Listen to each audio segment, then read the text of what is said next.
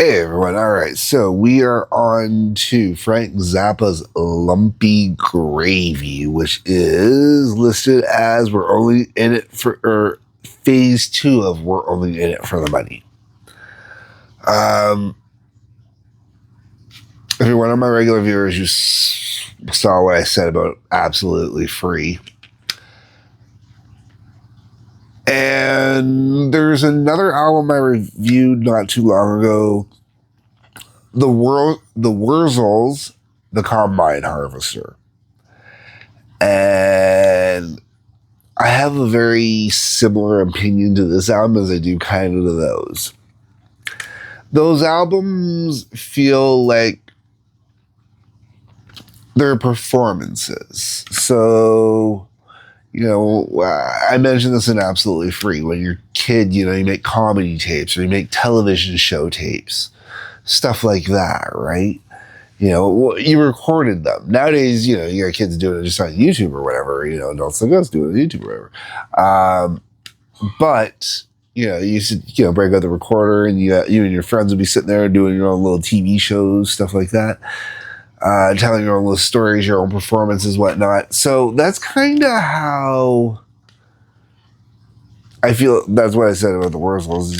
Just felt like a bunch of guys getting up there joking around and then performing some songs and their interactions with the performance and stuff like that. And I feel that is the best description for Lumpy Gravy. Lumpy Gravy, there's no track listing. It's basically side 1, side 2. And it's a real shame that there's nothing divided up, because while there is some talking of that in there, the majority of the album is instrumental, and being able to separate certain sections would be really good. As opposed to having to sit there and watch the counter on my CD player and go, oh, well, at X minutes and blah, blah, blah, the music, and that is not what happened, because I turn the tunes on and I walk away and I watch the CD player the whole time. When I bought this album the first time and I threw it on, I was not impressed. It went into the shelves, sat in the shelves for quite a while afterwards.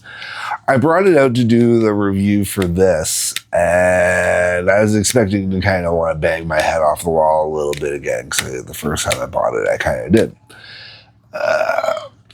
Because I've gotten into and listened to so much more Frank Zappa after I originally bought this, I have more appreciation for this, because there's definitely early genesis of the Frank Zappa era that I like that's in this, or even later on, post the Zappa era I'm into. But you can see the fundamental starts in here. And the sound quality on here is actually pretty decent too, so that's pretty nice.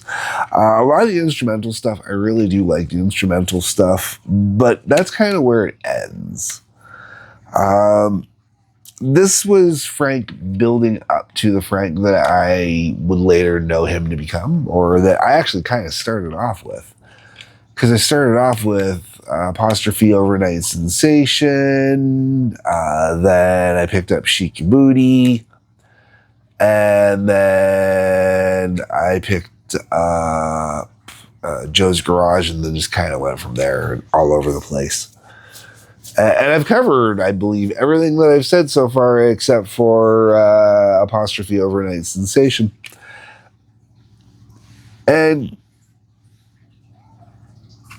Zappa's one of those musicians where there's going to be people that definitely like certain eras, and because he has so many different eras, that's easy to do.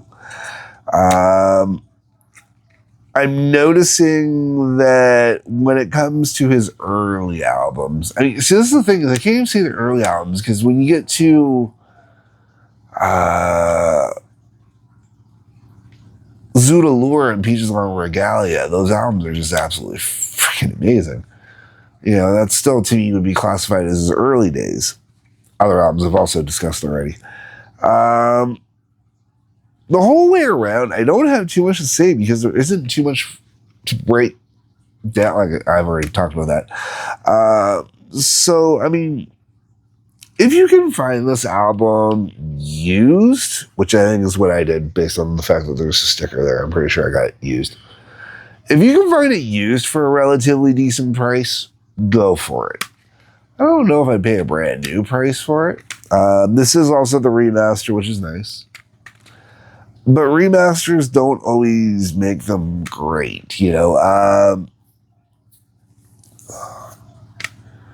What's a good comparative? Okay, so like absolutely free, the sound quality on it is absolutely garbage.